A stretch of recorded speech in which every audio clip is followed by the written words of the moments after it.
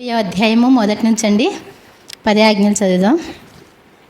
దేవుడు ఈ ఆజ్ఞలనియు వివరించి చెప్పెను. నీ దేవుడనైనా యెహోవాను నేనే దాసుల గృహమైన ఐగుప్తు దేశములో నుండి నిన్ను వెలుపలకి రప్పించి తిని, నేను తప్ప వేరొక దేవుడు నీకు ఉండకూడదు. పైన ఆకాశమందే కానీ, క్రింది భూమి అందే కానీ, భూమి క్రింద నీలయందే కానీ యుండు దేని రూపమునైనను విగ్రహమునైనను నీవు చేసుకొనకూడదు. వాటికి సాగిలపడకూడదు, వాటిని పూజింపకూడదు. ఏలైనగా నీ దేవుడనైన యెహోవానగు నేను రోషము గల దేవుడను.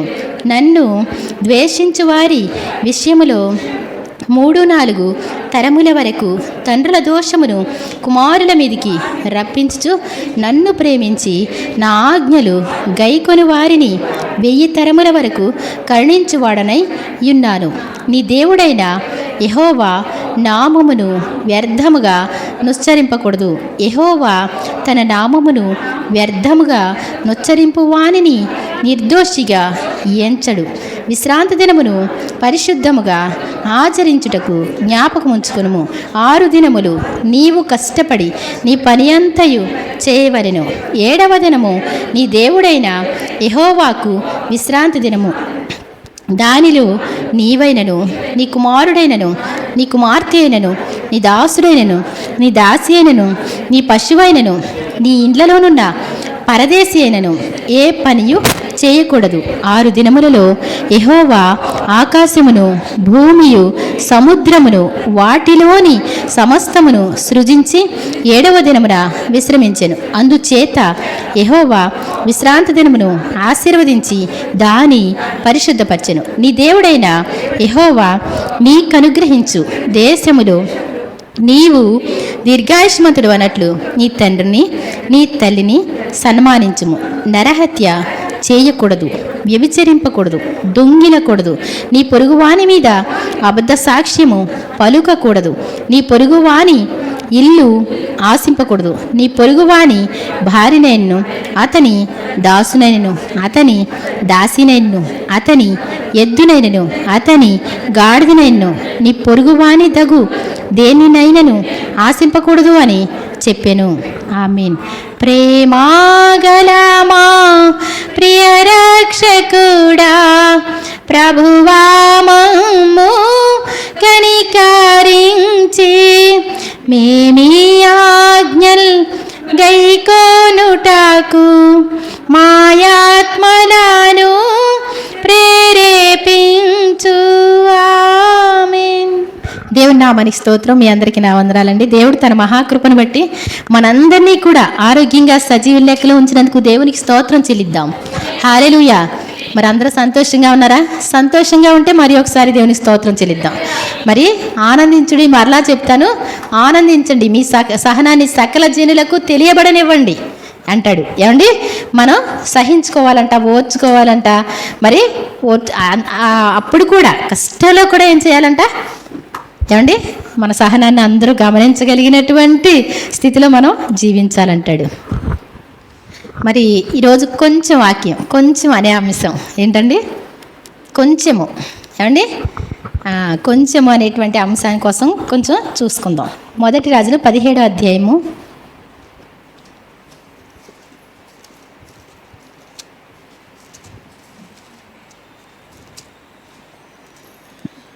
17వ అధ్యాయము ఒకసారి 12వ వచనం నుంచి ఒకసారి చదువుదామండి. 298. అందుకు ఆమె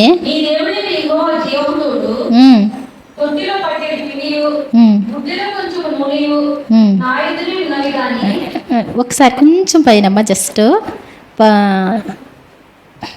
10 నుంచి చదువుదాం. ఓకే.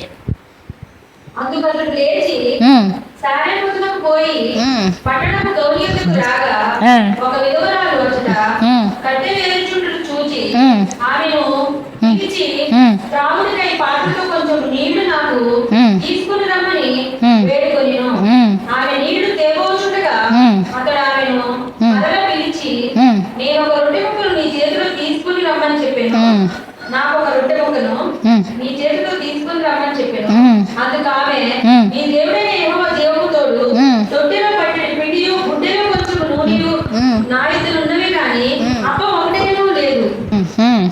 చాలండి. ఇక్కడ చూడండి మరి సందర్భం ఏంటి అనేసి అంటే, మరి మనకు తెలుసు షోమ్రోను పట్టణంలో కరువు, భయంకరమైనటువంటి కరువు. ఏమండి మరి అందరూ కూడా తమ ఇష్టానుసారమైనటువంటి జీవితాలు జీవిస్తూ ఉండగా మరి ఏలియా ఏం చేశాడండి? ఏలియా ఏం చేశాడు చెప్పండి? ఆసక్తితో ప్రార్థన చేశాడంటండి. ఆసక్తితో ప్రార్థన చేసింది ఎవరు? ఏలియా. ఏమండి అందరూ పాస్టర్లు అందరికీ దీవెన రావాలి, ఆశీర్వాదం రావాలి అని ప్రార్థన చేస్తారు కదా. మరి ఏలియా గారు ఏం చేశారు? ఏమండి ఆకాశం మూయబడాలి, 3.5 సంవత్సరాల వరకు కూడా భూమి మీద వర్షం కురవడానికి వీల్లేదు ప్రభువా, ఇది చేస్తేనే కానీ కుదరదు. ఎందుకని? సువార్త ప్రకటిస్తూ ఉంటే ఒక్కళ్ళు వినట్లేదంట, ఒక్కళ్ళు దేవునికి విధేయత చూపించినటువంటి పరిస్థితి, అందరూ తమ సొంత పనుల్లోనే ఉంటున్నటువంటి పరిస్థితి. అలాంటి పరిస్థితిలో ఏం చేశాడంటండి? చక్కగా మోకరించి, ఏమండి తన సంగతి ఏమో దేవుడే చూసుకుంటాడు కానీ ఎలా ఉంటే అలా ఉన్నాను కానీ అని చెప్పి 3.5 సంవత్సరాల వరకు కూడా భూమి మీద వర్షం కురవకూడదు ప్రభు అని ప్రార్థన చేశాడు. ఏమండి ప్రార్థన చేస్తే మరి దేవుడు ఆపాలా వద్దా? ఏమండి ఏలియా అంటే మాటలు కాదండి, తన జీవితాన్ని దేవునికి అర్పించినటువంటి వాడు. ఏమండి రోషంతో దేవుని కోసం మరి నిలబడినటువంటి వాడు. ఆసక్తితో అతడు ప్రార్థన చేస్తే మరి ఏమైందంటండి? యాకోబు పత్రిక 4వ అధ్యాయంలో రాస్తాడు, ఏలియా మన వంటి స్వభావం కలిగినటువంటి మనుషుడే. మరి వర్షింపకున్నట్లు తను ఆసక్తితో ప్రార్థన చేస్తే 3.5 సంవత్సరాలు భూమి మీద వర్షం కురవలేదు. మరలా ఆసక్తితో ప్రార్థన చేసినప్పుడు ఏం చేసిందంటండి? ఆకాశము వర్షం ఇచ్చెను, భూమి పంట పండిందంటండి. అదే పరిస్థితిలో మరి వర్షాలు ఆగిపోయినాయి. అటువంటి పరిస్థితిలో తిను మరి కెరీత్ వాగు దగ్గరికి వెళ్ళి, అక్కడ నీకు ఆహారం సిద్ధం చేస్తాను, కాకోలాలకి ఆజ్ఞాపించాను, అక్కడ రొట్టెలు మాంసం తెస్తే నువ్వు అక్కడికి వెళ్ళి మరి కెరీత్ వాగు దగ్గర దాగిండు అని చెప్పాడు. చెప్పినప్పుడు తను అలాగే వెళ్ళాడు. చక్కగా మరి వాగులో నీళ్ళు వస్తూ ఉంటే తాగుతూ ఉండేవాడు. ఏమండి ఉదయాన్నే రొట్టెలు మాంసం కాకులు తెస్తుంటే హాయిగా తినడం, ప్రార్థన చేసుకోవడం. ఏమండి మరి తను పట్నంలో లేడండి. పట్నంలో లేకుండా ఎక్కడున్నాడంట? కెరీతు వాగు దగ్గర. తీరా చూస్తే కొన్ని రోజులు అయిన తర్వాత ఆ వాగు నీరు కూడా ఎండిపోయింది. ఎండిపోయిన పరిస్థితిలో దేవుడు చెప్తున్నటువంటి మాట, నేను మరి సారేపతను ఊరిలో ఒక విధవరాలికి ఆజ్ఞాపించాను, ఆవిడేం చేస్తుంది? నిన్ను పోషిస్తుంది. ఎవరు పోషిస్తారంటండి? ఏమండి విధవరాల దగ్గర ఏముంటుంది? ఏమండి పట్టణంలో ఉండదు, పోనీ వాగు దగ్గర అయితే దేవుడు అక్కడ పంపించాడు. సరే ఇప్పుడు విధవరాలికి ఆజ్ఞాపించాను, వెళ్ళి అక్కడికి వెళ్ళు. సరే ఏమండి మరి మరి ఇంకో వేరే ప్రశ్న వేయకుండా వాళ్ళు బయలుదేరతారండి. భక్తులంటే ఎలా? దేవుడు ఏది చెప్తే అది. విధవరాల దగ్గర ఏముంటుంది? ప్రభా పట్టణంలోనే వెళ్ళింది అనుకుంటారండి. మనమైతే ఏమంటామండి? ఒక విధవరాల దగ్గరికి వెళ్ళు, నీకు ఆజ్ఞాపించాను అంటే ఏమంటే ఆయన బయలుదేరి వెళ్ళాడు. తీరా చూస్తే ఆవిడ ఆ ఊరి ఎంట్రన్స్లోనే ఆవిడ ఏం చేస్తుంది? అలా కొంచెం కట్టెలు ఏరుకుంటా ఉంది. ఇన్ని కాదండి. ఏమండి అక్కడ వాటర్ కూడా లేవు, స్నానాలకి నీళ్ళు కాసుకోవడం అవన్నీ ఏమీ లేవు. కొంచెం నీళ్ళు తెచ్చుకోవడం, కొంచెం ఏమండి ఉన్నది ఏదో వండుకొని తినడం, అంతే. అలాంటి పరిస్థితుల్లో కొన్ని పుల్లలు ఏరుకుంటా ఉంది. అమ్మా మరి ఈ కరువు కాలం అంతా పోషిస్తానంటున్నాడు దేవుడు, కొంచెం మంచినీళ్ళు పట్టుకురా అన్నాడు ఆయన. అనేసి అంటే అయ్యా మరి కొంచెం మంచినీళ్ళు అంటే ఆవిడ తీసుకొస్తా ఉంది లోపలికి వెళ్ళి, అమ్మా అదే చేత్తో ఒక్క రొట్టె నాకు వేసివు, రొట్టె ముక్క పట్టుకురా అన్నాడు.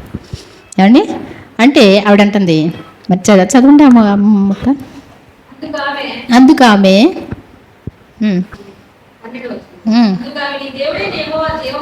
నీ దేవుడైన యెహోవా జీవము తోడు, తొట్టెలో పట్టెడు పిండియు, బుడ్డిలో ఎంత ఉందంటండి? పట్టెడు పిండి అంటే ఎంత? ఇలా చేత పట్టుకుంటే ఎంత ఉందో అంతే ఉందంటండి పిండి. ఏమండి కొంచెం నూనె ఉందంటండి. అలాంటప్పుడు ఎవరన్నా అతిథులు వచ్చి కరెక్ట్ పెట్టమని అడిగితే ఎలా ఉంటుందండి? ఎలా ఉంటుంది? మనమైతే పెట్టగలమా? ఏమండి మనం పెట్టగలమా అండి? కొన్ని కేజీ ఉంటే పెడతారా? ఏమండి కేజీ ఉంటే కొంచెం ఇంకా దొరకదు మళ్ళీ. కరోనాలో ఏమండి కరోనాలో అందరూ తెచ్చుకొని ఇంట్లో పెట్టుకునేవాళ్ళు, అయిపోతాయి మళ్ళీ రావు అనేవాడు. అప్పుడు పెట్టగలరా?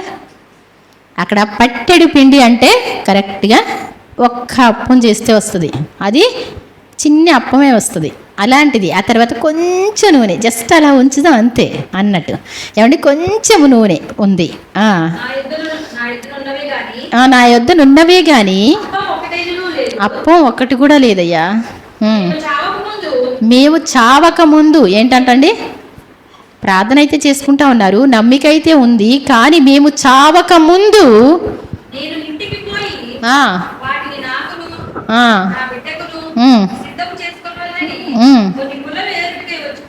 ఇక్కడ చూడండి, మేము చావక ముందు ఏంటంటండి, చావక ముందు ఆ కొంచెం పిండి కొంచెం నూనె ఉంది, అవి చిన్ని అప్పాలు చేసుకొని తిని ఇంకా చచ్చిపోదాంలే అనేసి పొలాలకు వచ్చానయ్యా. ఏమండి నిజంగా కొంచెము అంటే చదవమ్మ అక్కడి నుంచి. అప్పుడు ఏలియా ఆమెతో ఇట్లా, నేను భయపడవద్దు, పోయి నీవు చెప్పినట్లు చెయ్యి. అయితే అందులో నాకు ఒక చిన్న అప్పము మొదట ఏంటంటండి, మొదట చేసి నా యొద్దకు తీసుకొని రమ్ము, తరువాత నీకును నీ బిడ్డకును అప్పములు చేసుకొనుము, భూమి మీద యెహోవా వర్షము కురిపించు వరకు ఆ తొట్టిలో ఉన్న పిండి తక్కువ కాదు, బుడ్డిలో ఉన్న నూనె ఏమవుదంటండి, అయిపోదని యెహోవా ఇశ్రాయేళ్ల దేవుడైన యెహోవా సెలవిస్తున్నాడు. దేవుని స్తోత్రం చెప్దామండి. ఏమండి ఆ సందర్భం చూస్తే ఏమండి ఎంతో భయంకరమైనటువంటి పరిస్థితి. మరి ఒక ప్రక్కన ఆకలి కడుపులో మండిపోతున్నటువంటి పరిస్థితి, కడుపు నిండి ఉండలేదండి, వాళ్ళు ఓపిక కూడా లేవండి. ఏమండి రోజు కొంచెం కొంచెమే తిన్న వాళ్ళకి ఏమండి మీకు ఉపవాసం అని చెప్దాం, ప్రొద్దుట 4 ఇడ్లీ, మధ్యాహ్నం 4 ఇడ్లీ, సాయంత్రం 2 చపాతీ ఇద్దాం. తెల్లారి ఏదైనా పని చెప్తే మీరు ఏమంటారు, ఓపిక లేదంటారు. మరి ఎన్ని సంవత్సరాల నుంచి ఏమండి, అప్పటికి మరి 2 సంవత్సరాలు అయిందో, సంవత్సరంన్నర అయిందో నాకైతే తెలియదు, కానీ ఏమండి లేకపోతే సంవత్సరం అయిందో తెలియదు, కానీ ఆవిడ యొక్క పరిస్థితిని చూసినటువంటి దేవుడు, ఆ పిండి అయిపోతుంది, నూనె అయిపోతున్నటువంటి పరిస్థితిని చూసి దేవుడు ఊరుకోలేదండి.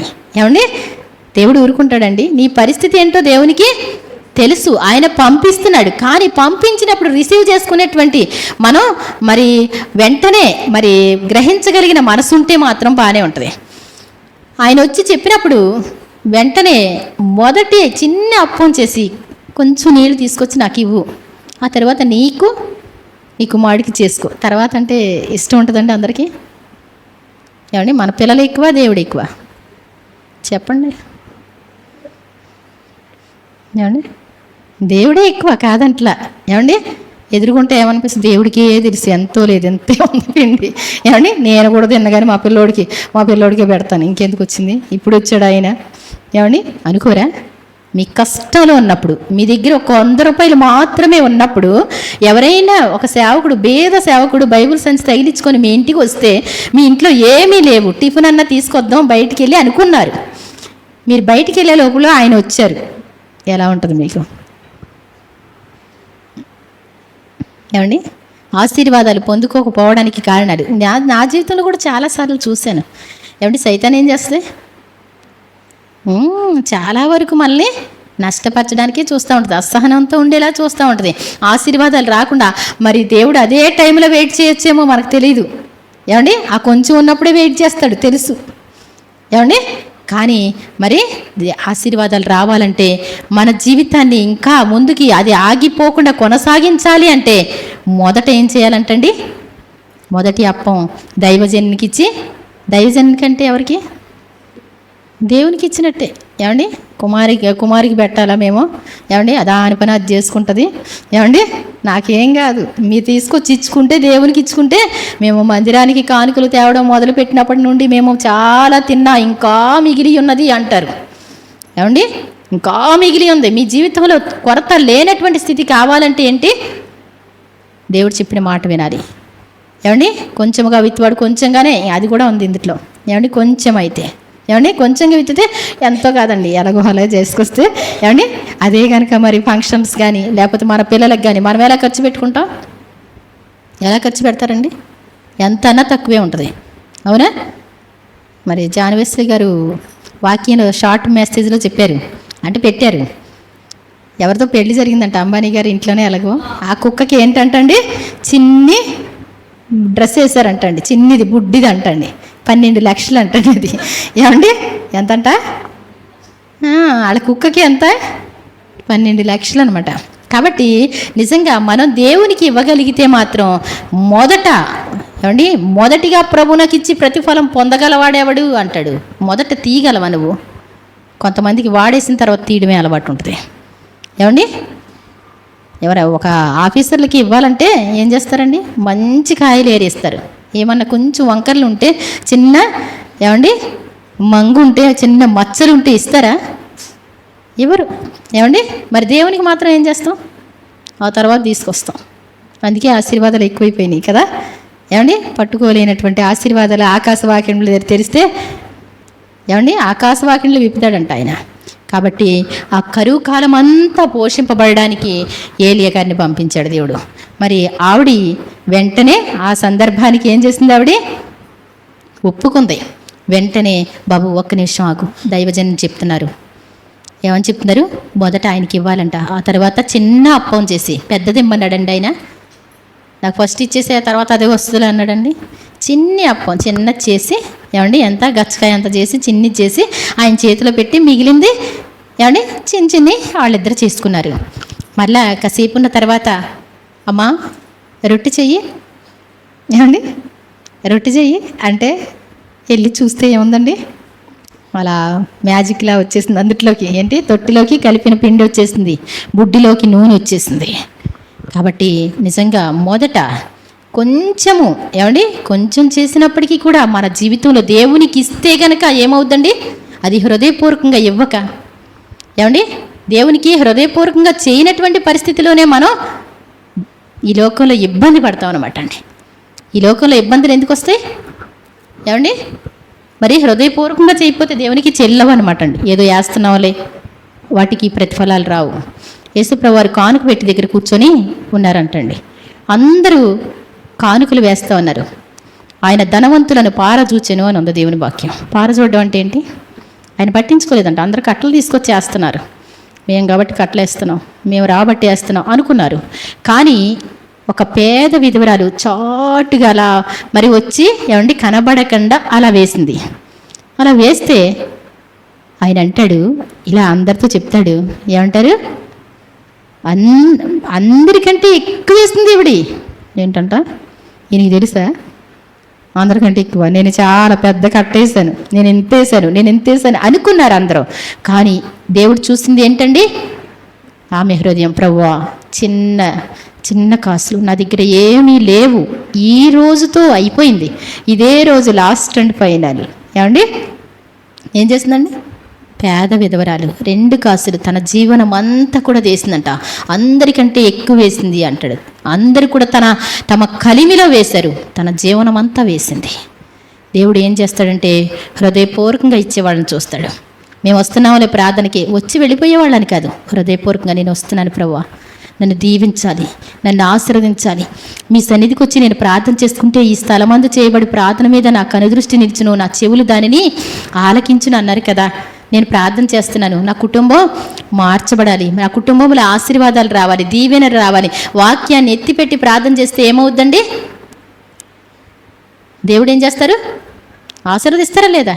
ఇంకెన్ని సంవత్సరాలు వచ్చినా ఉన్న కొందికి డౌన్ అవుతా ఉన్నాం అనుకోండి, యేసుప్రభుని నమ్ముకున్నారండి, ప్రార్థనకి వెళ్తారండి, రోజు రోజుకి ఇంకా తగ్గిపోతున్నారు అంటే అర్థం ఏంటండి? మీ పిల్లలు స్కూల్కి వెళ్తున్నారు అనుకోండి, స్కూల్కి వెళ్తే ఫస్ట్ క్లాస్ స్టూడెంట్స్ అవ్వాలి కదా. తల్లిదండ్రులు ఎంతో కష్టపడి చదివిస్తా, వాళ్ళకి ఏమీ లేకపోయినా అప్పులు పాలైపోయిన పిల్లలు చదువుతున్నారా అన్న ఆశతో పిల్లల్ని చదివిస్తూ ఉంటే వాళ్ళు చదువుకొని మంచి ఉన్నతమైన స్థితికి వెళ్తే తల్లిదండ్రులకి ఎలా ఉంటుంది? మరి మొన్న చూశాను, ఏంటంటండి, నేను స్టేటస్లో కూడా పెట్టాను. అది ఏంటి అంటే, మరి కొడుకుని బాగా చదివిస్తే వాడు బెట్టింగ్లు అంటండి, 2 కోట్ల చిల్లరే, ఇంకా 20 లక్షల మీద అప్పుల పాలైపోయాడంట. ఆత్మహత్యకి సిద్ధపడ్డారు తల్లిదండ్రులు కూడా. వాడు వెళ్ళి ఏం చేశాడంట, చాలా జాగ్రత్త. మనం పిల్లల్ని చదివిస్తే పిల్లలు మంచిగా ఉంటే సంతోషమే, అంతేగాని స్కూల్కి వెళ్ళారు చదివేస్తున్నారు అది ఇది అనుకుంటాం. తర్వాత వాడు ఇలాంటి పరిస్థితి నాన్న అంటే మన ఆస్తి అంతా ఏమవుద్దండి? ఆస్తి కాదు, ప్రాణాలతో సహా. కాబట్టి భక్తి నేర్పించుకోవాలి పిల్లలకి, ప్రార్థనా జీవితం నేర్పించుకోవాలి. మనం ప్రథమ స్థానం దేవునికి ఇవ్వాలి అని నేర్పించుకోవాలి. మొదటిగా ఆయనకి ఇవ్వడం నేర్చుకోవాలి. అప్పుడు మన జీవితంలో ఏది మరి తక్కువ కాదండి. నీ స్థితి మొదట కొద్దిగా ఉండేనను తుదకు మహాభివృద్ధి పొందుతుందంట. మహాభివృద్ధి ఎవరు కూడా లెక్కించలేనటువంటి అద్భుతంగా నువ్వు పెరగాలి అంటే నీ హృదయమే. ఏమండి దేవునికి ఇవ్వాలంటే ఏంటండి, ఎప్పుడు చూసినా మనం 10 రూపాయలు వేసుకున్నాం అనుకోండి, మనం 10 రూపాయలు ఇచ్చే స్టేజ్లోనే ఉంటాం. ఏమండి నాయన నా దగ్గర 500 కాగితం లేకుండా ఉండకూడదు నాయన అని ప్రార్థన చేసుకున్నాను నేను. ఏమండి ఒకరోజు గప్పుకుని కట్టేశాను. ఆ తర్వాత ఆ రోజు ఎంతో బాధ అనిపించింది దేనికో. ఏమండి నా దగ్గర 500 కాగితమే ఉండాలి ప్రభా, ఎప్పుడు కానికేసినా అని ప్రార్థన చేస్తే దేవుడు ఎప్పుడు 500 కాగితాలు ఉంచుతున్నాడు. దేవుని స్తోత్రం చెప్దాం. ఏమండి నేను చిల్లర మాలర్లు ఉన్నాయి అనుకోండి, అవి తీయాల్సి వస్తే పక్కకి ఒక 300 కానుక తీయాల్సి వస్తే 500 పక్కన పెట్టుకుంటాను. ఎందుకని 500 వేద్దామని కోరిక ఉంది కాబట్టి. ఏమండి దేవుడు తర్వాత మరి ఎక్కువ వేసేలాగా దేవుడు చేయాలి. దేవుని స్తోత్రం చెప్దాం. కాబట్టి ఏంటంటే కొంచెముగా విత్తువాడు కొంచెముగా పంట కోయను. ఏమండి ఎక్కువగా అంటే మిమ్మల్ని అందరినీ 500 వేసేమంది కుమారక్క అని చెప్పుకోకండి. ఏమండి మీ స్థితి పెరగాలంటే వేసుకోండి, లేకపోతే లేదు, నాకేం తెలియదు. కానీ ఏమండి అంతేనే కదా, అంత వెదజల్లి అభివృద్ధికి వచ్చిన వారి కలరు, తగిన దానికన్నా తక్కువ ఇచ్చి లేమికి వచ్చిన వారి కలరు. లేమి అంటే ఏంటి, ఇంకా ఉన్నది అణిగిపోయినటువంటి పరిస్థితి. కాబట్టి పేద విధవరాలు తన జీవనం అంతా వేసింది. ఇక్కడ సారేపతు విధవరాలు ఏంటంటండి మరి అంటాడు యేసుప్రభు ఎత్తి చెప్తారనమాట. సారేపతు అనే ఊరిలోకి ఆ విధవరాలి దగ్గరికి తప్ప ఇంకెక్కడికి పంపబడలేదు. ఎందుకని దేవుని వాక్యం వినేవాళ్ళు ఎక్కడుంటారండి? ఏమండి వినేవాళ్ళు ఉంటారా? వచ్చి దైవజనుడు చెప్పాడు అనుకోండి, మాట తీయకుండా ఏమండి మాట్లాడకుండా వినేవాళ్ళు ఉండాలి. అప్పుడు దేవుని కార్యాలు నెరవేర్చబడతాయి. ఇంకొంచెం చదివేసి ఇంకో ముందుకెళ్దాం.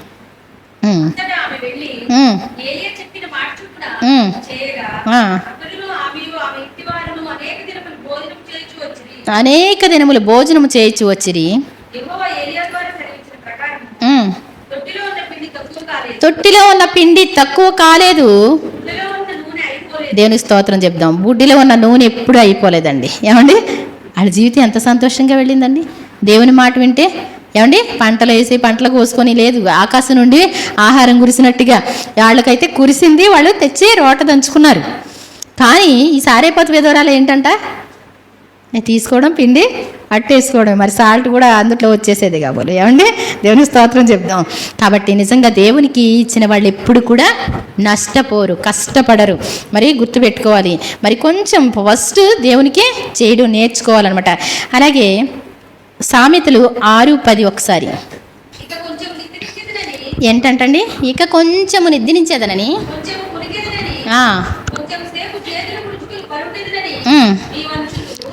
ఏంటంటండి సోమరితో దేవుడు మాట్లాడుతున్నమాట. 6:6 నుంచి అయితే మరి సోమరి చీమల యొద్దకు వెళ్ళము, వాటి నడతలు కనిపెట్టి జ్ఞానము తెచ్చుకునము.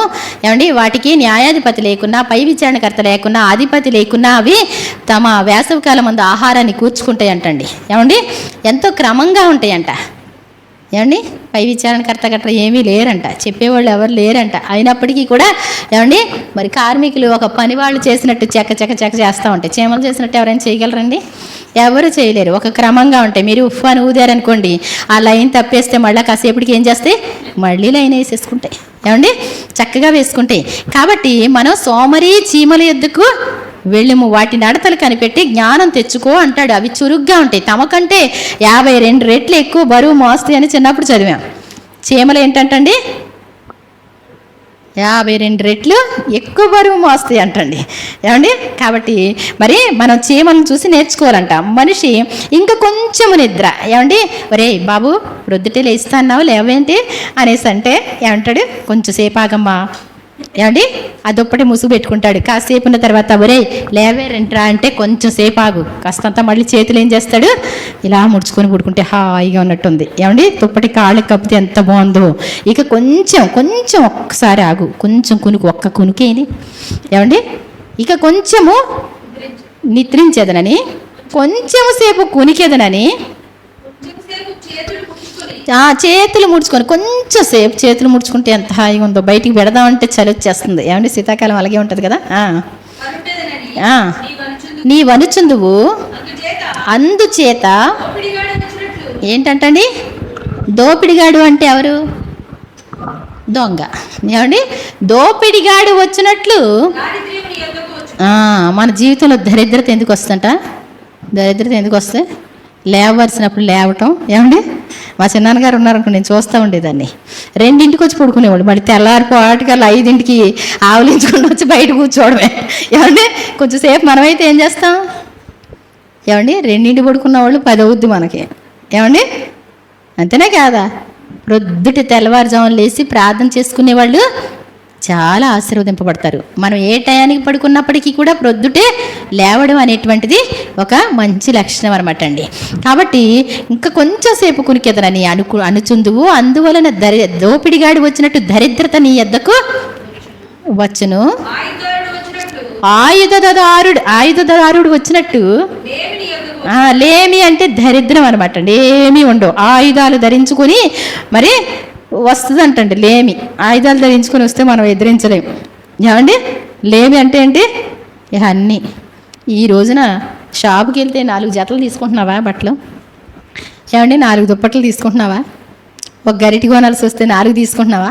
ఆ రోజున ఏం చేస్తారు? ఏమండి, పని పాట లేకుండా తినేసి వండుకొని తినేసి పడుకుంటా ఉంటే అన్ని మెల్లిగా అమ్ముకోవడమే. ఏమండి, నువ్వు 10 రూపాయలు పెట్టుకున్నది 2 రూపాయలు కూడా రాదు. అవునా కదా? మంచాలు అన్నీ చేయించారు. ఏమండి, మంచం చేయించుకోవాలంటే ఎంత? 60,000 మంచం. ఏమండి, 20,000కి తీసుకుంటారండి. 20,000కి వద్దు, 10,000కి ఇస్తే ఇవ్వండి అంటారు నీ కష్టంలో ఉన్నప్పుడు. అర్థమవుతుందండి? నీ కష్టం అంతా ఏమైపోద్ది? సోమరితనంతో పాడైపోద్ది మొత్తం అంతా కూడా. ఆయుధారుడు వచ్చినట్టు లేమి నీ వద్దకు వస్తుంది. దరిద్రత ఎందుకు వస్తుంది అంటే సోమరితనంతోనే వస్తాయి. దరిద్రత ఎందుకు వస్తుంది అంటే ఏమండి, ఎందుకు వస్తుంది? సోమరితనం. ఇంకొంచెం సేపు నిద్ర, ఇంకొంచెం అస్తమానం నిద్ర, పని చేయకూడదు.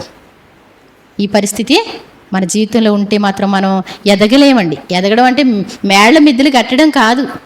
నీ కోరిక లేకపోతే లేకపోవచ్చు, నువ్వు అప్పుల పాలైపోయి ఏమండి నీ బ్రతికే నీకు భారం అయిపోయిన పరిస్థితికి వస్తాయి. ప్రతి జీవి కూడా ఏమండి ఎంతో కష్టపడి పని చేసుకుంటుంది.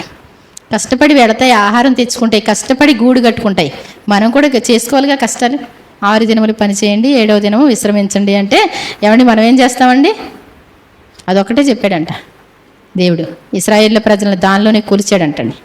ఏమండి, ద్వితీయోపదేశకాండం 8వ అధ్యాయంలో ఏమంటాడు? వారిని కొలత వేసింది దేంతో వేశాడంటండి? విశ్రాంతి దినంతోనే. మీకు మరి అర్థమైతే అర్థమవుద్ది. విశ్రాంతి దినం ఏంటంటే 6 దినములు పని చేయి. మరి విశ్రాంతి దినానికి ముందు చీకటి పడినప్పుడు అంటాడు. ఏమండి, యెహెజ్కేలు గ్రంథంలో ముందు చీకటి పడినప్పుడు ఆ సూర్యాస్తమయం మొదలుకొని విశ్రాంతి దినం చివరికి సూర్యాస్తమయం వరకు కూడా రెస్ట్గా ఉండాలంటండి. ఆ దినమున పని చేయవాడు మరణశిక్ష అని చెప్పాడు. ఆ దినాన్న మరి తెచ్చుకుంటే మరి పురుగు పట్టింది అంటాడు. ఆ దినం వెళ్ళిన వాళ్ళని చూసి దేవునికి కోపం వచ్చింది. కాబట్టి మరి మనం విశ్రాంతి దినాన్న మన పనులు చేసుకోవడానికి ఇష్టపడ్డాం అనుకోండి, దేవుని మాటను నెరవేర్చినట్టు అవ్వదు. ఏమండి, నా విశ్రాంతి దినమున వ్యాపారం చేయకుండా, లోకవార్తలు చెప్పకుండా, నాకు ఇష్టమైన దినమని, ప్రతిష్ఠితమైనదని, ఘనమైనదని నీవు దాన్ని ఘనముగా ఆచరించిన యెడల ఏమండి ఏంటంటండి ఘనముగా ఆచరిస్తే నీ తండ్రి అయిన యాకోబు స్వాస్థ్యం నీ అనుభూలో ఉంచుతా. దేశం యొక్క ఉన్నత స్థలాల మీద నేను ఎక్కిస్తాను. యాకోబు యొక్క స్వాస్థ్యం నీ అనుభూలో. నీకేం తక్కువ కాదు, నీకేం తక్కువ కాకుండా కాపాడే దేవుడు ఉన్నాడు. మరి విశ్రాంతి దినం ఇశ్రాయేల్ దేశం అంతా మరి ఉన్నతంగా వాళ్ళు ఏ పంట వేసినా బాగుండడానికి, వాళ్ళు ఏ పని చేసినా వాళ్ళకి దేవుడు తోడుగా ఉండడానికి దేవుని కట్టడిలో ఆజ్ఞలు గైకుంటూ ఉంటారు. మరి యేసు ప్రభు వచ్చారని వాళ్ళకి ఇంకా గమనించలేదు కానండి. కాబట్టి మనం విశ్రాంతి దినం తప్పకుండా మనం ఏం చేయాలి? చాలా జాగ్రత్తగా దేవునిలో మరి మరి పని చేయకుండా చూసుకోవాలి. 6 దినాలు కూడా మరి రెస్ట్గా ఉండి 7వ రోజు పెట్టుకుంటారు కొంతమంది. మళ్ళీ విశ్రాంతి వెళ్ళిపోతే మళ్ళీ పడుకుంటమే. ఆ రోజు ఒక్కరోజే చేస్తారు మహానుభావులు. ఏమండి, ఆ రోజు చేసేసి మళ్ళీ ఆదివారం నుంచి శుక్రవారం వరకు ఖాళీగా ఉండి, ఏమమ్మా ఖాళీగా ఉన్నారా, పనికి వస్తారా, మళ్ళీ శనివారం వచ్చింది అక్క. ఏమండి, కాబట్టి చాలా జాగ్రత్త, మన ప్రవర్తన మనం కనిపెట్టుకొని ఉంటాం మంచిది. అలాగే 15వ అధ్యాయము సామెతలు 15:16 వచ్చిన చూడండి.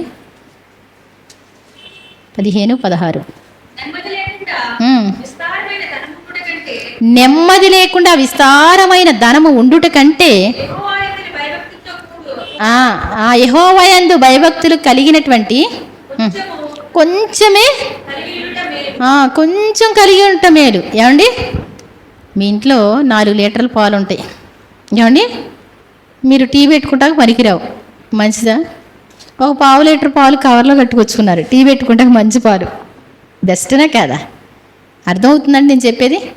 ఏమండి, కాబట్టి చాలా జాగ్రత్త. ఏంటి ఇక్కడ అంటాడు, నెమ్మది లేకుండా విస్తారమైన ధనముండుట కంటే, నెమ్మది లేకుండా విస్తారమైన ధనముండుట కంటే దేవుని యందలి భయభక్తులతో ఉండుటే మేలు, కొంచెమే మేలు. ఏంటి, కొంచెమైనా అదే మేలు. దేవుని యందు భయభక్తులు కలిగినటువంటి వాళ్ళకే కొంచెం ఉన్నప్పటికీ కూడా వాళ్ళు సమృద్ధిగా అనుభవిస్తారు, సంతోషంగా అనుభవిస్తారు. విస్తారమైన ధనం ఉండడం వల్ల మరి సంతోషం అనుకుంటున్నారు, కానీ విస్తారమైన ధనంలో కూడా సంతోషం కాదు. దేవుని యందు భయభక్తులు ఎవరికి ఉంటుందో వాడు సంతోషం. ఒకవేళ మీకు ఆస్తి పెరిగిపోయిందా? ఏమండి, అబ్రహాముల ఆస్తి పెరిగిపోయిందా? భయపడద్దు. ఏమండి, ధనవంతులు ఉన్నారు మన వాళ్ళలో చాలామంది. ఏమండి, మన పితరులు వాళ్ళు, ఏమండి, వాళ్ళు ధనవంతులే. ఒకవేళ ధనము హెచ్చినప్పటికీ కూడా మనం వాళ్ళు ఎలా ఉన్నారో మనం అదే రూటు తీసుకుంటే చక్కగా ఉండొచ్చు. ఏమండి, ధనం అంటే ఎంత ఇష్టమో మనకి ఇప్పుడు. ఏమండి, ధనం ఇష్టమేనా కదా, కానీ చాలా బాధ్యతలు పెరిగిపోతాయి, సుఖం ఉండదండి. ఏమండి, చిన్న ఇల్లు ఉన్నవాళ్ళు, ఏమండి, చిన్న ఉద్యోగం చేసుకున్న వాళ్ళు ఏం చేస్తారు? వాళ్ళు చాలా ఫ్రెష్గా తెచ్చుకుంటారు, తింటూ ఉంటారు. ధనం ఉన్న వాళ్ళు ఏం చేస్తారు? చాలా ఇబ్బంది పడుతూనే ఉంటారు, రకరకాల పనుల ద్వారా టైంకి భోజనం ఉండదు. ఏమండి, అందరికీ చూసుకోవడమే సరిపోద్ది, కానీ పాపం వాళ్ళకి ఉండదు. మామూలు వాళ్ళు తిన్నట్లు ధనవంతులు తినలేరండి. అర్థమవుతుందండి? ఎప్పుడు తింటారు, కానీ ఎన్నో బాధ్యతలు. కాబట్టి మరి నెమ్మది లేకుండా విస్తారమైన ధనం ఉండడం కంటే మరి యెహోవా యందు భయభక్తులు కలిగి కొంచెం ఉన్నా చాలంటండి, అదే మేలంట. దేవుని స్తోత్రం చెప్దాం. హల్లెలూయా. అలాగే మరి సామెతలు 16:8.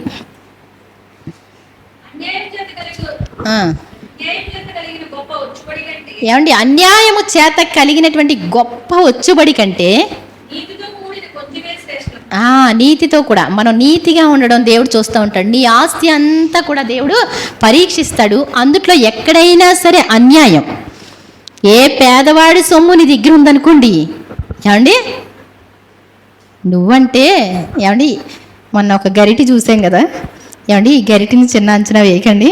ఇది సాంబార్లో పెట్టి ఇలా వంచితే ఏం చేస్తుంది? నూనె ఏమి రానివ్వదు, ఉత్తి నీళ్ళలాగా వచ్చేస్తుంది. నూనెని వేరు చేసేస్తుంది, సాంబార్ని వేరు చేసేస్తుంది. మామూలుగా అది నీళ్ళనే వస్తుంది పక్కన.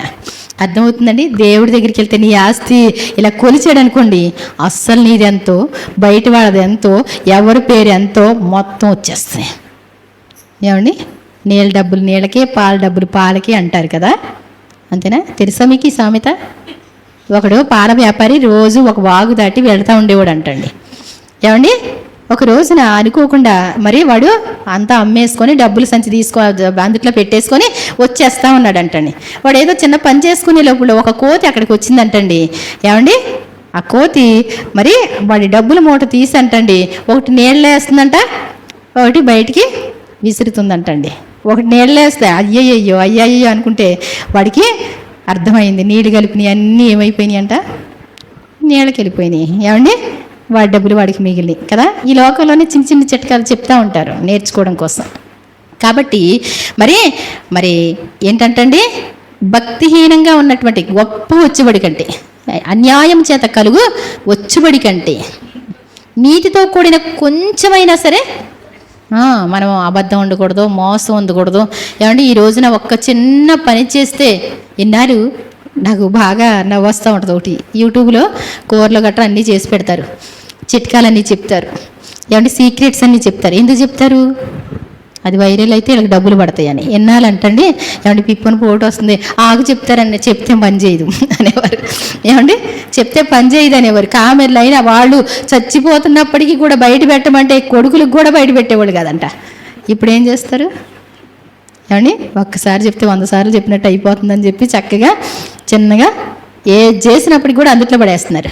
ఏమండి కాబట్టి నిజంగా ఏంటంటే మరి ఒక చిన్న మాట చెప్తే లాభం. అందుకే అంటాడు అన్యాయపు లాభం కూడా.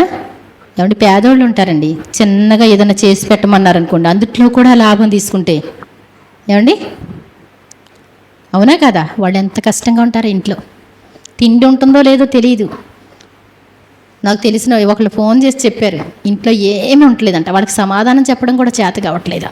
ఏమండి ఇంట్లో ఉన్న ఆస్తి అన్నీ కూడా అమ్మేసుకోవడం, కడతం చేస్తున్నారు. ఆఖరికి ఏమీ లేని పరిస్థితిలో బియ్యం కూడా లేవంట వండుకోవడానికి. కొన్ని మాట చెప్పొచ్చు కదా, చేతిలో వర్క్ ఉన్నప్పుడు చెప్పుకోవచ్చు కదా. ఏమండి చెప్పుకుంటే బాగుండు కదా. ఏమండి మేము కష్టంలో ఉన్నాం, కొంచెం ఇబ్బంది పెట్టకండి అని చెప్పుకుంటే బాగుంటుంది కదా. అలా చెప్పకుండా చచ్చిపోదామా? ఏమండి ఊరేసేసుకుందామా, కరెంటు లైన్లు పట్టుకుందామా అని సైతాన్ అనమాట అండి. కాబట్టి చాలా జాగ్రత్త. మనం మరి ఎవరి దగ్గర కూడా అన్యాయంగా తీసుకోవద్దు. పేదలకు కూడా కాస్తంత హెల్ప్ చేయడం నేర్చుకోవాలి. ఏమండి మనకు మేలు జరుగుతుందని యూట్యూబ్లో అంతకంటే ఎక్కువ డబ్బులు వస్తున్నాయని అందరూ పంచిపెడుతున్నారేమో, అలా కాదు. మనుషులకి ఒక వాక్యం అర్థం కాదు. ఏంటి అంటే మీ నీతి క్రియలు, ఏమండి మనుషులకు కనబడవల్లని మీ నీతి క్రియలు వారి ఎదుట చెయ్యొద్దు అంటాడు. వారి ఎదుట నీతి క్రియలు అంటే ఏంటి? ధర్మం చేసేటప్పుడు ఏంటంటండి వీడియో తీయడం, వీడియో కోసమే. ఏమండి వీళ్ళకి 10 రూపాయలు చేస్తే వీళ్ళకి 1000 రూపాయలు రావాలి. ఏమండి మీరు మీ పరలోకపు తండ్రి వల్ల మీరు ఫలం పొంది ఉన్నారు అంటాడు. కాబట్టి మనం ఏం చేయకూడదు? ఎవరికైనా ఏదన్నా ఇస్తే ఏంటి, అది సీక్రెట్గా ఉంటే దేవునికి తెలుస్తుంది. పరలోకంలో ధనవంతులుగా ఉంటాం. కనబడిందంతా పోయినట్టే. నన్ను అడిగితే కనబడకుండా ఇచ్చింది ఏదో, అది నీకు పరలోక రాజ్యంలో ఉంటుంది. ఏమండి కనబడేలా చేసిందంతా ఏమైపోయినట్టు? అందరికీ కనబడితేనే ఇష్టం, కనబడితే లాభం కూడా వస్తుంది కదా. అర్థమవుతుందండి? సీక్రెట్గా ఎవరికైతే పెడతారో, సీక్రెట్గా ఎవరికైతే ఇస్తామో, ఏమండి అప్పుడేంటి, దానివల్ల ప్రతిఫలం తప్పకుండా దేవుని దగ్గర ఉంటుంది. మనుషులు ఎదుట మరి మీరు చేయొద్దు, చేస్తే పరలోకపు తండ్రి వల్ల మీరు ఫలము పొందరు అన్నాడు. కాబట్టి సీక్రెట్గా ఉండడం మనం నేర్చుకోవాలి. ధర్మం చేసేటప్పుడు కుడి చెయ్యి చెయ్యునది ఎడమ చెయ్యికి తెలియకుండా, అంటే ప్రక్కన వాడికి అంటే మా ఇంట్లో మా ఆవిడికి తెలవచ్చేమో, మా ఆయన గారికి తెలవచ్చేమో అనుకుంటారు కదా. అందుకోసం దేవుడు చెప్పిన మాట ఏంటి? చక్కటి మాట, కుడి చెయ్యి చేస్తే ఎడం చేయికి తెలవకూడదు. అంటే అంత సీక్రెట్ అనమాట. చాటుగా ఇచ్చుకోవాలి ఎవరికన్నా ఇస్తే. మా పిల్లోడు కదండి, మా పిల్లోడికి తెలిస్తే ఏమవదులండి, పోయినట్టే కదా. ఈ చెయ్యి చేస్తే ఈ చెయ్యికి తెలియకూడదంట, ఈ చెయ్యి చేస్తే ఈ చెయ్యికి తెలియకూడదంట. మరి మా అమ్మకి తెలిసింది అనుకోండి, మా ఫ్రెండ్కి తెలిసింది అనుకోండి, ఎంత పెట్టావో వాళ్ళకి అందనుకోండి, ఎంతో పెట్టానులే అంటే ఊరుకుంటారండి. ఏమండి అవునా కదా. కాబట్టి నిజంగా మన ప్రతిఫలాలు ఉండవన్నమాట. ఎవరు చేసుకునే దానం వాళ్ళు చేసుకోవచ్చు. ఎంత పెట్టావు అని అడగొద్దు ఎవరు. ఏమండి అనవసరంగా పోద్ది ఇద్దరికి కాకుండా. కాబట్టి చాలా జాగ్రత్తగా ఉండాలి. అలాగే కొంచెం చూద్దామండి 24:33 ఒకసారి. మరి రెండోసారి కూడా రెట్టింపబడినటువంటి మాట ఇది. ఏమండి సోమరితనానికి రెండవసారి కూడా రెట్టింపబడినటువంటి మాట. ఇంకా కొంచెము నిద్ర, ఇంకా కొంచెము కునుకుపాటు, పరుండుటకై ఇంకా కొంచెం సేపు చేతులు ముడుచుకుంటాను. ఏంటంటండి మెల్లిగా వస్తుంది, పరిగెత్తకుండా వస్తుందంట దరిద్రత. ఎక్కువసేపు నిద్ర మీద ప్రశాంతంగా పడుకుందాం. ఎక్కడ చూసినా కొంతమందికి నిద్రే. ఏమండి ఎక్కడ చూసినా నిద్రే. పొద్దున్నే నిద్ర, మధ్యాహ్నం నిద్ర, ప్రార్థనలో నిద్ర. ఏమండి ఏదైనా సోది మాటలు మాట్లాడితే అక్కడ ఉండదు, ఆకలి కూడా ఉండదు అక్కడ. ఏమండి మెయిన్ మనకి ఎక్కడ గుర్తొస్తాయండి? మీ జీవితంలో గుర్తుపెట్టుకోండి. దేవుని సన్నిధిలోనే నిద్ర గుర్తొస్తుంది, దేవుని సన్నిధిలోనే ఆకలి గుర్తొస్తుంది, దేవుని సన్నిధిలో అన్ని పనులు గుర్తొస్తాయి. మామూలు చేసింది ఇక్కడ ఎక్కడ కూడా మీరు ఎప్పుడన్నా పాయింట్ చేసుకొని కరెక్ట్గా చూసుకోండి ఒకసారి. గుర్తొస్తాయండి. ఇంటికాడ ఆ పని ఉంది ఈ పని ఉందని ప్రార్థనలో ఉన్నప్పుడే గుర్తొస్తుంది. సైతాన్ ఏం చేస్తుంది, ఆ పని తీసుకొచ్చి కళ్ళ ముందు పెడతా ఉంటుంది అనమాట. కాబట్టి చాలా జాగ్రత్త. మరి మనం చాలా జాగ్రత్తగా మరి చురుకుగా ఉండడం ప్రభువా నాకు నేర్పించండి. ఏమండి, నేను ఈ వాక్యాలు చిన్నప్పుడు చదివానండి. చదివి నాకు అసలు నిద్రే తీసేయండి అని ప్రార్థన చేశాను. నాకు అది తెలియదు నిద్ర లేకపోతే బాగోదని. రోజుకి 2 గంటలు మాత్రమే నిద్రపోయేదాన్ని. ఏమండి, 2 గంటలే నా నిద్ర, ఎప్పుడు కూడా 2 గంటలే. ఏమండి, ఈ మధ్యన మరి రాత్రి 11 అయినా అన్నం తిని పడుకుంటున్నా. ఎందుకంటే నిద్ర పట్టడం కోసం అలవాటు వచ్చేసింది. 2 గంటలు 3 గంటల కంటే ఎక్కువ నిద్ర లేకుండా పోయింది. నిద్ర పోవడం మరి వాక్యంలో చూసి ఏమండి, నిద్ర మీద ఆసక్తి విడవమని ఉంది దేవుని వాక్యం. లేమికి భయపడి నిద్ర యందు ఆసక్తి విడిచిపెట్టు. బోళ్ళని పనులు వేస్ట్ అయిపోతాయి. నిద్ర ఉండొచ్చు నిద్ర, కానీ నిద్రపోతనం మీద దరిద్రత పరిగెత్తుకుంటూ వస్తుందంట. కాబట్టి మనం నిద్ర మరి సోమరితనం, నిద్ర ఇవి మించి ఉంటే మంచిది కాదు. తిండి తినొచ్చు. ఏమండి, తిండిబోతులు, త్రాగుబోతులు, నిద్రబోతులు దరిద్రులు అవుతారంట. అవునా కదా? కాబట్టి చాలా జాగ్రత్తగా. అలాగే ప్రసంగి 10వ అధ్యాయము 1వ వచనం చూడండి. ప్రసంగి 10:1.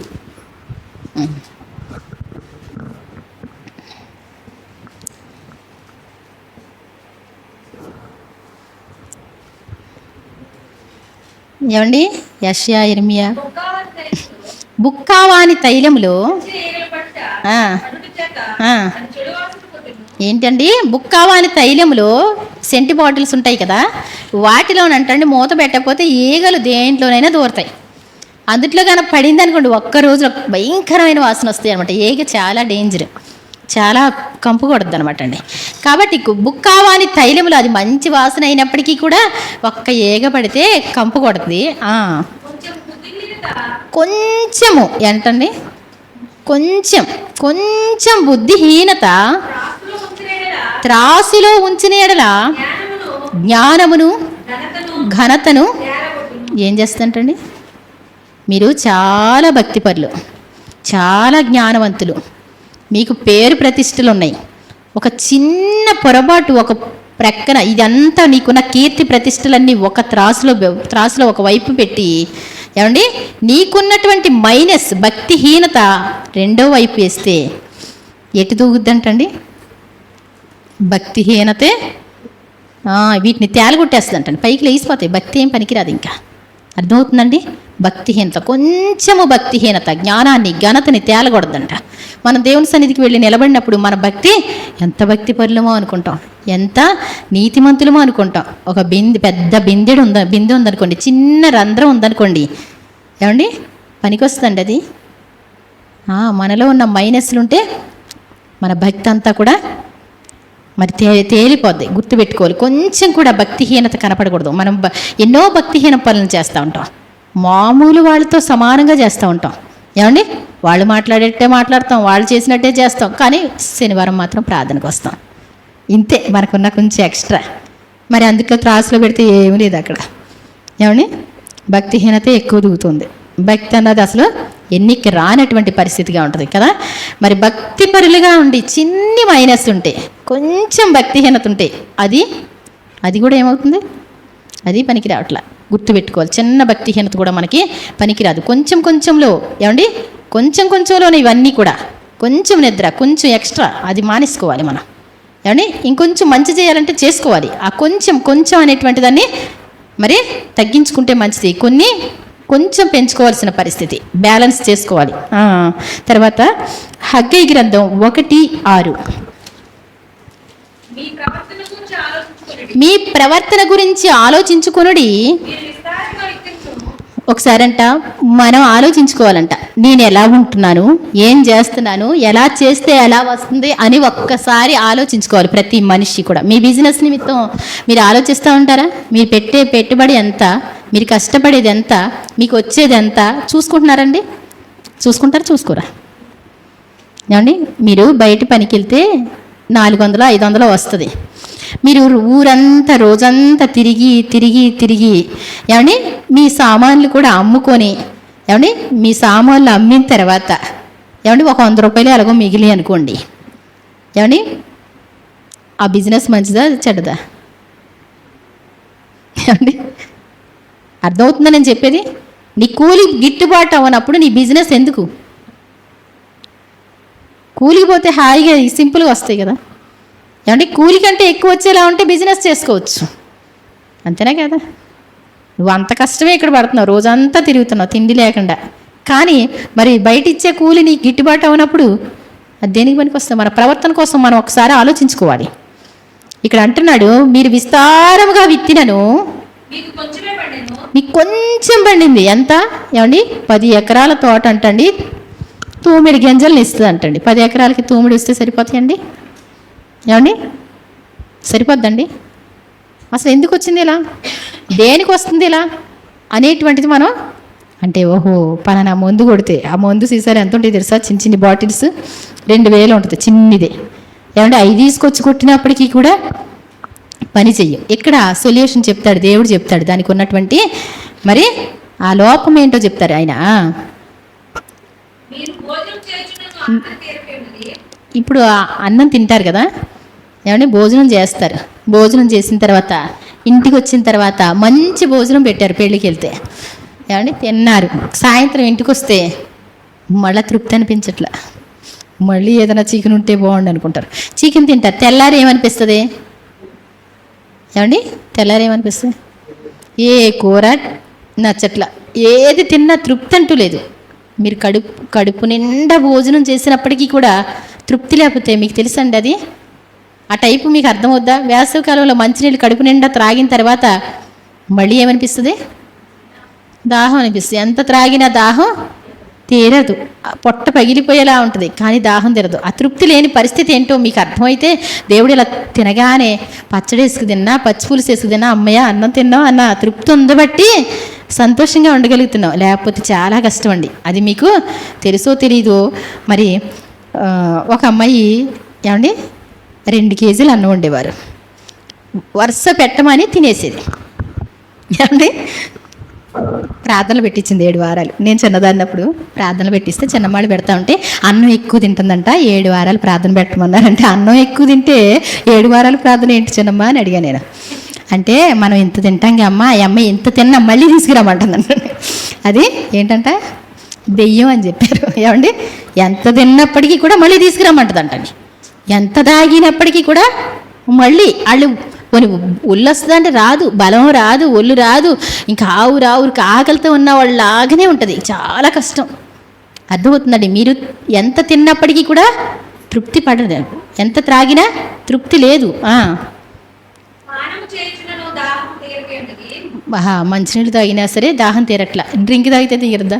ఇంకేది తాగినా, మజ్జిగ తాగినా మంచినీళ్ళ మీదే ఉంటుంది అస్తమానం. కష్టం కదా అలా ఉంటే. ఏంటంటండి 3 రగ్గులు వేసామండి జ్వరం వచ్చిందండి, కుదుపుకుంటా వచ్చిందండి జ్వరం అంటారు. ఏమండి అంటారా అనరా?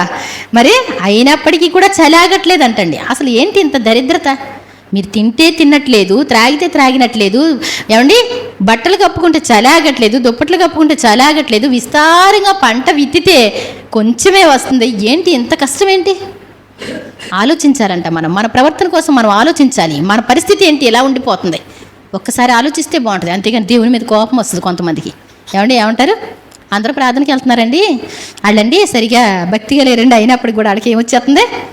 బాగా కలిసి వచ్చేస్తుందండి. 73 కీర్తనలో ఉంటుంది కదా, ఏమండి బాగా కలిసి వచ్చేస్తుంది, మాకు ఏమి రావట్లేదు, అందుకే ఈ దేవుడు వద్దండి. ఏమండి మన ప్రవర్తన కోసం మనం ఆలోచించాలంట.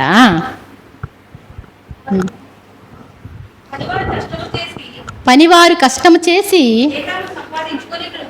జీతం సంపాదించుకున్న అదే చిల్లు సంచిలో వేసినట్టు అయిపోతుందంటండి. చినిగిపోయిన సంచిలో మీ జేబుకి కింద కుట్టు ఓడదీసేయండి. ఏమండి మీకు అర్థం అవ్వాలంటే బాగా. ఏమండి ఒక చోటుకి వెళ్ళి 1 లక్ష రూపాయలు జేబులో పెట్టుకొని రండి, ఇంటికి వచ్చేసరికి ఉంటుందా? అంటే మీకు అర్థం అవడం కోసం సరిగ్గా బుర్రకు బాగా ఎక్కాలంటే. ఏమండి అంటే తిన్నా అలాగే ఉంటుంది, త్రాగినా అలాగే ఉంటుంది, పంట వేసుకున్నా వేసినట్టు ఉండట్లేదు, ఇంకా నష్టపోతున్నటువంటి పరిస్థితి, దుప్పట్లు కప్పుకున్న చలాగట్లేదు. ఒకవేళ జీతం తెచ్చి కదలకుండా ఉంచుదామంటే ఇలా పెట్టుకొని వస్తే చినిగిపోయిన సంచిలో వేసినట్టంటే ఇంక నీకు 1 రూపాయి మిగలదు. ఇంత దరిద్రం ఎందుకు వస్తుంది నా జీవితంలో? ఒక్కసారి మనం మన ప్రవర్తన కోసం ఆలోచించాలంట. కాగా సైన్యములకు అధిపతి అయిన యెహోవా సెలవిచ్చే మాట ఏంటంటే, మీ ప్రవర్తన కోసం ఆలోచించుకోండి. పర్వతములు ఎక్కి మ్రానులు తీసుకుని వచ్చి ఏంటంటండి, పర్వతాలు ఎక్కి మ్రానులు తీసుకొచ్చి ఏంటంటండి, మందిరాన్ని కట్టించాలి. మందిరం పాడై ఉంటే మందిరం కోసం మనం ఆలోచించకుండా, ఏమండి నా జీవితంలో నేను దేవుణ్ణి అడిగింది ఫస్ట్ మీ మందిరం కట్టాలి. ఏమండి ఒకవేళ మరి కిటికీల వరకే ఉన్నప్పుడు అడిగాను దేవుణ్ణి, ప్రభువా చర్చికి స్లాబ్ వేశారనుకోండి, ప్రభువా పక్కన డాబా అయితే పర్లేదు, చర్చిగాన రేకు పడితే నా లైఫ్లో నేను తాటాకిలు మారనంటే మారను. ఏమండి నేను అడిగాను దేవుణ్ణి, వేరే అని కాదు. ఎందుకని దేవుడిది హైలైట్గానే ఉండాలి ఫస్ట్, మాకు నిలబడటానికి లేదు. ఏమండి మేము అద్దీంట్లో ఉన్నాం, సరువాంట్లో ఉన్నాం, ఇక్కడ ఏమండి ఎంత కష్టమైనప్పటికీ కూడా ఫస్ట్ మందిరం బాగుంటే మన జీవితాలు బాగుంటాయి. దేవునికి స్తోత్రం చెప్దాం. ఈ వాక్యాలు ఎప్పుడైతే చదివానో మందిరం ఘనంగా ఉంటే తప్ప, ఏమండి మన ఇల్లు మంచిగా చేసుకున్నంత మాత్రాన మనం మరి సంతోషాన్ని అనుభవించలేమని అర్థమైంది. అప్పుడు ప్రార్థన చేయడం జరిగింది. దేవుడు ఏం చేశాడండి, దేవుడే మాట్లాడాడు, స్లాబ్ వేయించుతానన్నాడు. స్లాబ్ వేయించడం అంటే మాటలు అనుకుంటుందే అన్నాడు అన్నయ్య. ఏమండి కాబట్టి నిజంగా మీరు వేయించుతానన్నారు, నాకు తెలియదని ప్రార్థన చేశాం. 2-3 సంవత్సరాలు ప్రార్థన చేశాను నేను. ఏమండి అప్పటి వరకు ఉంటానో లేదో కూడా దేవుడు పరీక్షించాడు. మరి చిన్నాన్నగారి ద్వారా ఒక సరదాగా మాట అంటే నేను అసలు నమ్మలేదు, కానీ తనంటే చేస్తారన్నారు. మరి నిజంగా అంటే వేరే అని కాదండి, నిజంగా అప్పుడు మాకు చాలా కష్టమైన పరిస్థితి. అది కోరిక అయితే ఉంది, రాసుకొని ఎన్ని ప్రార్థన చేసేవాడు, నార్మల్ ప్రార్థనలు కాదు. ఏమండి సరదాగా అయిన పనులు కావి ఇవన్నీ. దేవుడు ప్రేరేపించకుండా ఎవరు కూడా చేయలేరు. ఆ తర్వాత ఎన్ని పనులైనా చేసుకురావచ్చు. ఏమండి ఆ స్లాబ్ ఒకటి పడిపోతే, ప్రభు ఆ స్లాబ్ ఒకటి పడిపోతే, ఏమండి నిజంగా దేవుడు మరి మందిరం బాగుండాలి. అర్థమవుతుందండి. మందిరం బాగోకుండా మనం అన్ని పనులు చేసుకున్నప్పటికీ కూడా మరి ఇంకా దానివల్ల మీకంటే ఇంకా ఈ బాధ లేకుండా పోయింది, హాయిగా వచ్చి కూర్చుంటున్నారు. ఏమండి కొంతమంది చెప్తారు, అక్క తాటాకు మందిరం అక్క, వర్షాకాలం వస్తే అంతా కూడా మట్టి కొట్టుకుపోతుంది అక్క, వెళ్తే బాధ అనిపిస్తుంది అక్క. ఏమండి ఇలా అంటూ ఉంటారు. మీకు ఆ బాధలు ఏం లేవు కదండి, మీకు ఉందా ఆ బాధ? మరి హాయిగా ఉంది. కానీ మీరు చేయవలసినవి ఏంటో తెలుసా, ప్రతి వారం దేవుని సన్నిధికి రావాలి, ప్రతి పండగల్లో పాల్గొనాలి. ఇక్కడ చెప్తున్నటువంటి వాక్యాన్ని నా మాటలు కావుగా ఇవన్నీ, ఏమండి మీరు అనుసరించాలి వాటిని. మందిరాన్ని ఘనపరచాలి, మా పరిశుద్ధ మందిరాన్ని సన్మానించండి. అంటే దేవుడు చెప్పిన ప్రతి మాట వినడం ద్వారా మీరు ఏంటంటండి మీ స్థితి మొదట కొద్దిగా ఉన్న తొదకు మహాభివృద్ధి వచ్చేస్తాయి.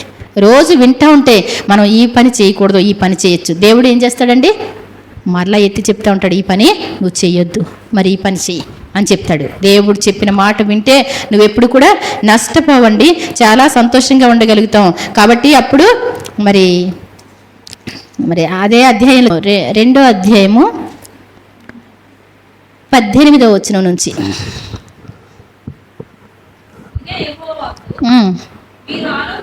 మీరు ఆలోచించుకునుడి, ఇంతకు ముందుగా 9వ నెల 24వ దినం. ఇంతకు ముందు ఎలా ఉందంటే ఇప్పుడు మనం చెప్పుకున్నాయన్నీ, విస్తారంగా విత్తినా పంట రాలేదు.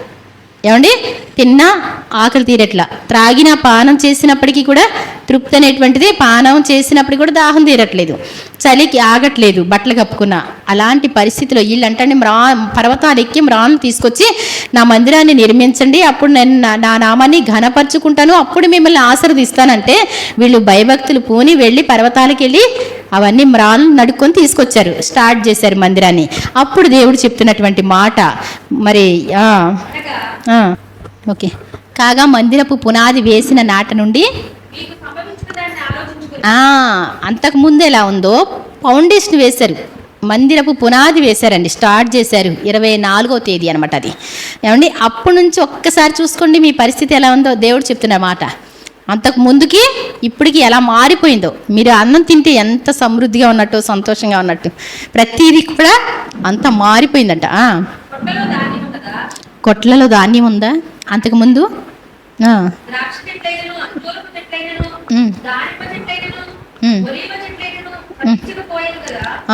ద్రాక్ష చెట్లు, ఒలివ చెట్లు, ఏమండి అంజూరపు చెట్లు ఏవి కూడా ఫలించలేదు కదా ఇప్పుడు దాకా. ఇప్పుడు దాకా దరిద్రత ఉంది కదా, అందరూ చేస్తున్నారు, నేను చేద్దాం అనుకుంటే నువ్వు చేయలేకపోయావు కదా ఇప్పుడు దాకా. కానీ ఈ మందిరపు పునాది వేసిన నాటి నుండి ఒక్కసారి ఆలోచించండి. అయితే ఇది మొదలుకొని దేవుని స్తోత్రం చెప్దాం.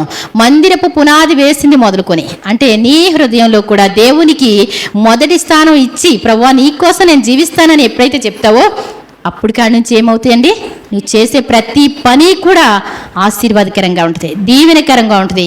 ఇది మొదలుకొని దేవుని స్తోత్రం చెప్దామండి. ఇది మొదలుకొని ఏంటి అంటే అంతేగాని పనులు చేయకుండా కుమారక్క దగ్గరికి వెళ్ళి నెత్తిమీద చేసుకొని ప్రార్థన చేసుకొని వచ్చేద్దాం ఏమండి, చిన్ని ప్రార్థన చేసుకొని వెళ్ళిపోతామండి ఏమండి, ఇందులో రావండి ఆశీర్వాదాలు. అర్థమవుతుందండి? చక్కగా మీరు చెప్పిన దేవుడు చెప్పిన మాట వినాలి.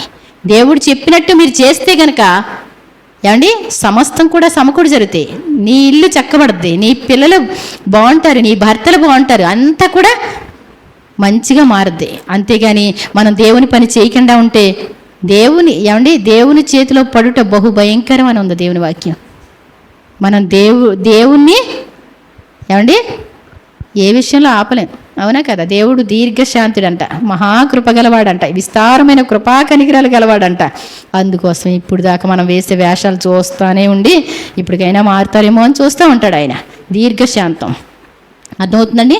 ఆయన దీర్ఘశాంతం కాబట్టి ఇప్పటి వరకు ఉన్నాం, లేకపోతే ఎప్పుడు అయిపోయి ఉంటాం. కాబట్టి మనం ఈ రోజు నుంచి ప్రభువా మీకు మందిరం కట్టడానికి అమ్మ వేసుకోండి అనే పరిస్థితి ఎవరు మీకేం తీసుకురావట్లా, మీ మీద భారం ఏమీ పెట్టట్లా. మీరు దేవుడు ఏ మాట చెప్పాడో ఆ మాట వినడానికి ఇష్టపడండి. దేవుడు చేసినటువంటి చెప్పిన ప్రతి మాట వినండి. అప్పుడు ఏమవుతుందండి, ఇది మొదలుకొని నేను మిమ్మల్ని ఆశీర్వదించుతాను, మీ వద్దకు వచ్చి మిమ్మల్ని ఆశీర్వదిస్తానంటాడు. దేవుని స్తోత్రం చెప్దాం. మీ మధ్య నా మందిరాన్ని ఉంచుతానంటాడు. ఏమండి ఆయన మందిరం ఉంటే ఏంటో తెలుసా ఏమండి, నాకు 1 కోటి రూపాయలు పెట్టి మంచి బంగళా ఇస్తాను రండి అంటే నేను వెళ్ళండి. ఎక్కడున్నా నాకు అటాచ్మెంట్ కరెక్ట్గా ఉండాలి. నాకు 1 అడుగు తేడాలో మందిరం కావాలి ఏమండి. 1 అడిగేస్తే ఇంకెక్కడ కట్టినా ఇదే మోడల్ ఉండాలి ఏమండి. లేకపోతే కింద ఇల్లు అయినా పైన అది కూడా కష్టమే నన్ను అడిగితే. పైకి ఎక్కాలంటే మళ్ళీ తలకాయ పోటు, అవునే కదా? ఇది పక్కన ఎంత బాగుంటుందండి ఏమండి. నిజంగా దేవుని మందిరం ఉంటే దేవుడు మనతో ఉన్నట్టే, దేవుని ఆజ్ఞలు కట్టడలు అనుసరిస్తే దేవుడు మనతో ఉన్నట్టే. లూకాసు వార్త 5:3 ఒక్కసారి. ఆయన ఆ దోణిలో